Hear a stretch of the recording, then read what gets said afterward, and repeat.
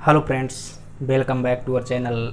कल जो है स्वतंत्रता दिवस है और हम सभी लोग जो है भारत के स्वतंत्रता दिवस को बहुत ही खुशियों के साथ में मनाएंगे।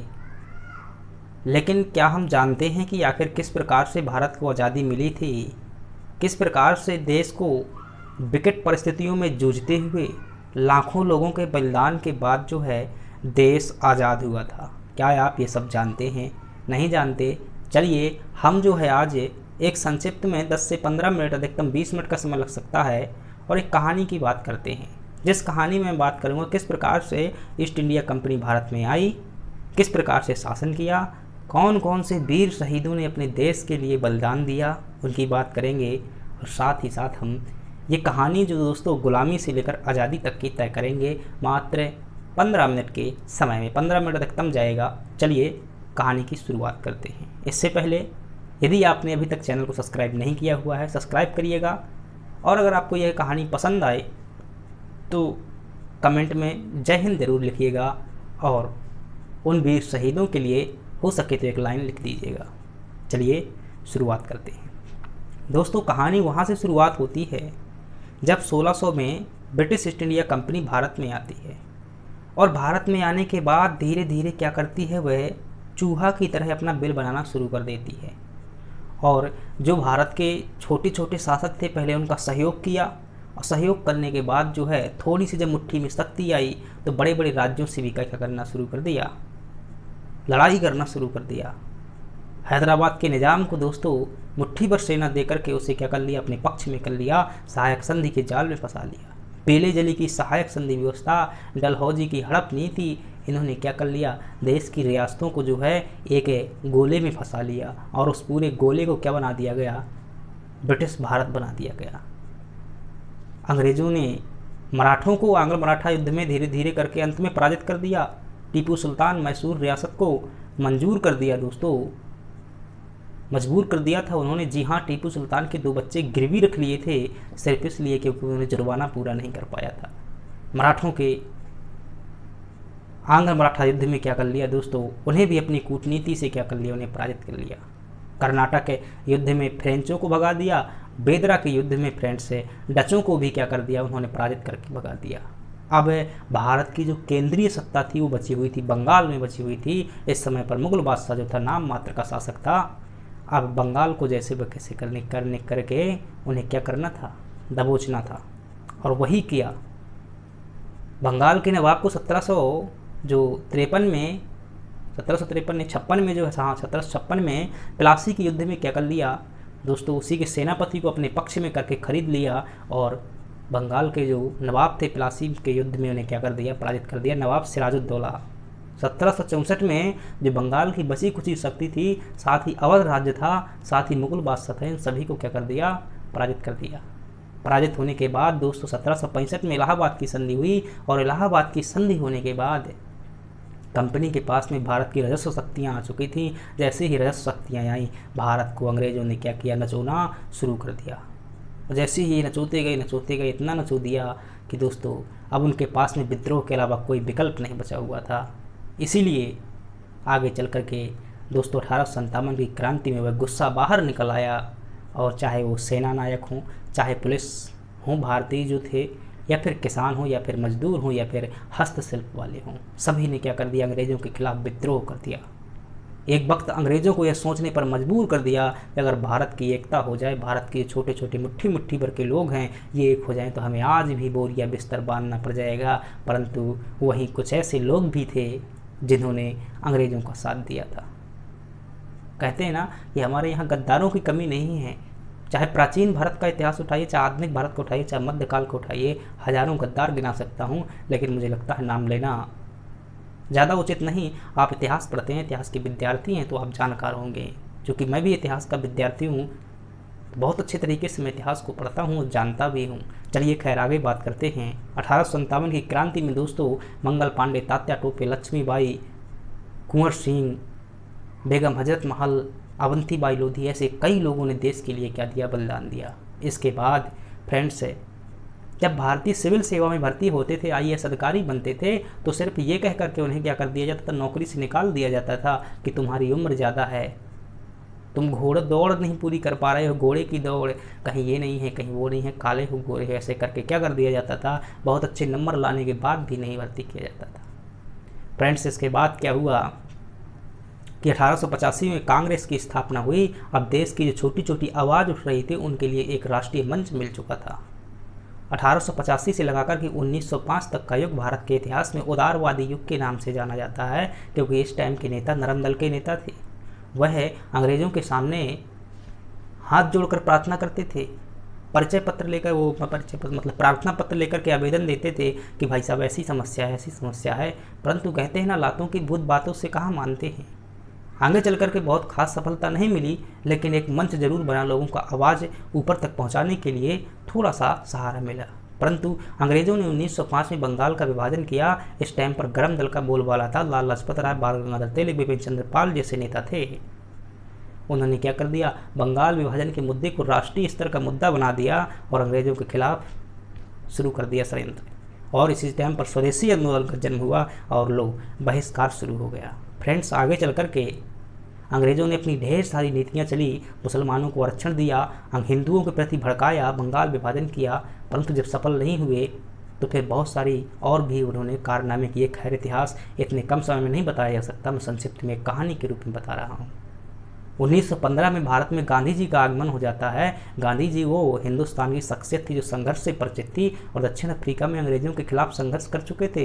रंग भेद के खिलाफ पहला सत्याग्रह दक्षिण अफ्रीका में ही किया था। कई दलितों मजदूरों को उन्होंने वहाँ पर न्याय दिलाया था। तो अंग्रेज जानते थे कि हु वाज गांधी।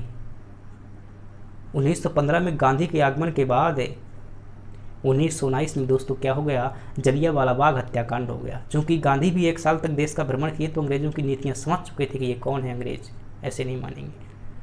1919 में जलियांवाला बाग हत्याकांड के बाद महात्मा गांधी ने 1920 में पहला अखिल भारतीय आंदोलन चलाया, जिसे असहयोग आंदोलन के नाम से जाना जाता है। अभी तक जो देश के नेता लोग जो एक मंच के माध्यम से बोल रहे थे, गांधी जी की वजह से वह आंदोलन जो मंचों में हुआ करता था वह जन जन में, गांव के कोने कोने में, गांव गांव में पहुंच चुका था। क्योंकि हिंदुस्तान के इतिहास में अगर आपसे कोई पूछे वह कौन सी शख्सियत थी जिसने भारतीय आंदोलन को एक जन आंदोलन का रूप दे दिया, भारतीय आंदोलन को गांव गांव तक पहुंचा दिया, तो कोई और नहीं थे, गांधी जी थे।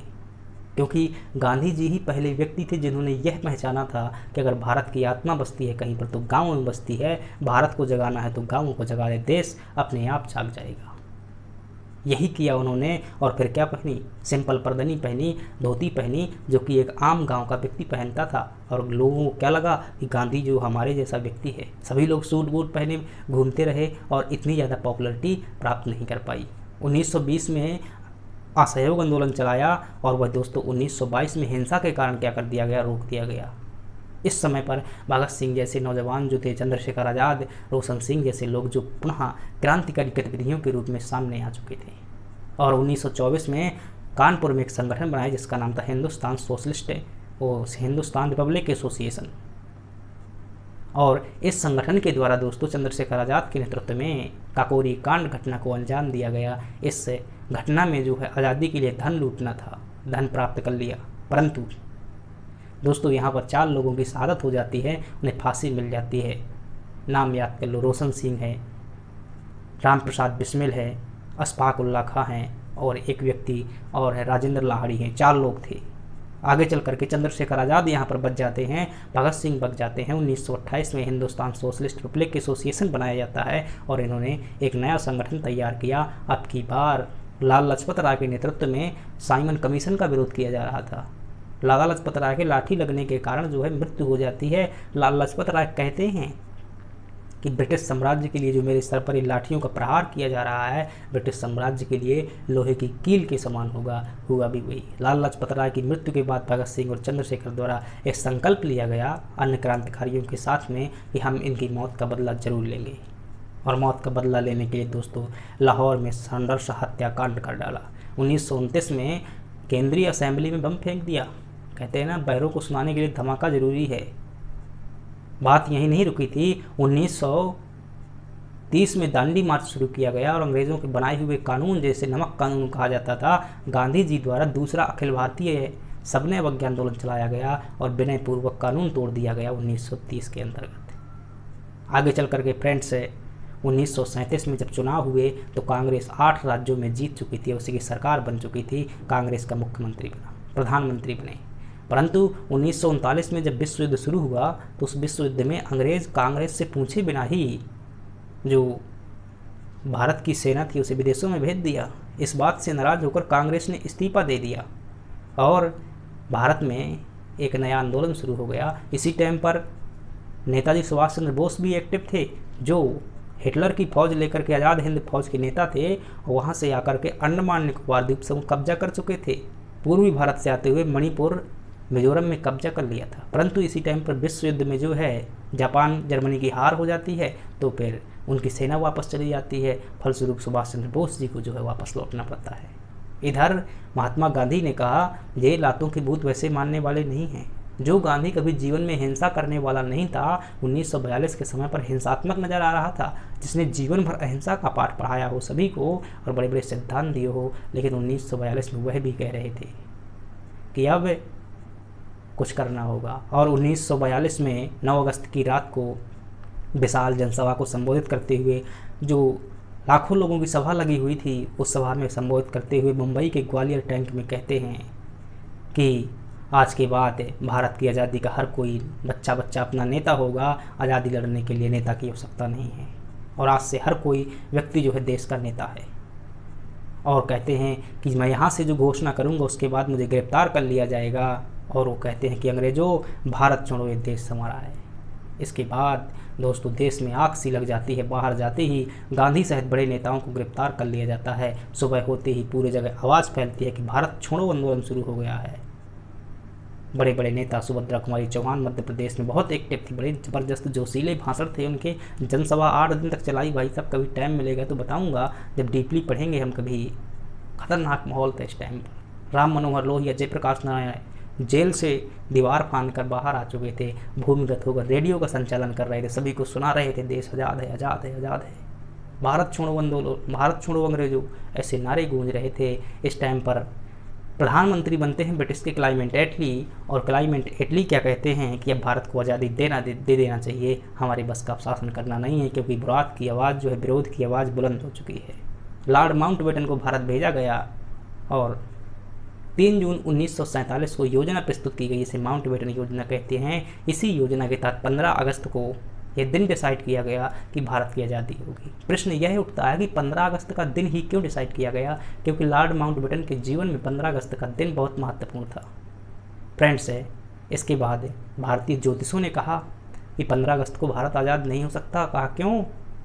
क्योंकि भारत के लिए यह दिन शुभ नहीं है, ऐसा कहा गया। तो फिर कहा कि भाई नहीं, हम तो 15 अगस्त को ही करेंगे। माउंटबेटन ने अड़िग पकड़ ली। ज्योतिषों ने भी कहा कि 15 अगस्त को नहीं हो सकता।